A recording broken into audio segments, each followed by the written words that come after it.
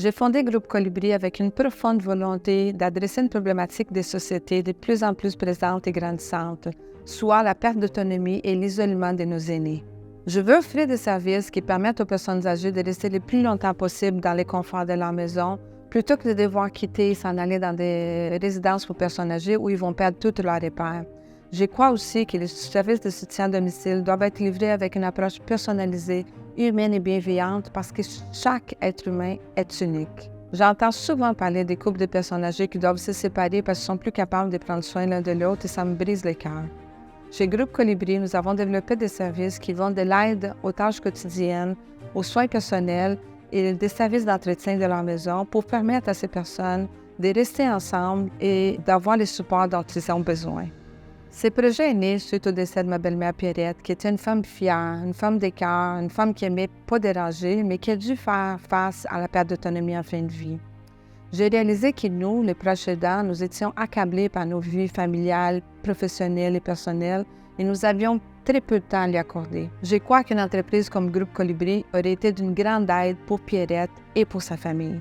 Lorsque nous faisons affaire avec des proches aidants, nous assurons d'être un partenaire pour ces personnes-là, afin d'identifier et travailler ensemble pour trouver les meilleurs programmes d'aide pour leur être cher.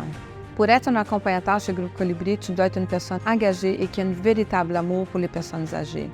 Tu dois vouloir dédier ton temps pour apporter du bonheur dans les quotidiens de nos aînés. Je crois que ça doit être très difficile de faire entrer une personne étrangère dans notre maison et c'est pour cette raison que je me fais le devoir de choisir avec soin nos accompagnateurs. Ce que je veux, c'est créer un contexte qui leur permet de créer un lien de confiance, d'amitié et de bienveillance avec les personnes aînées qu'ils accompagnent.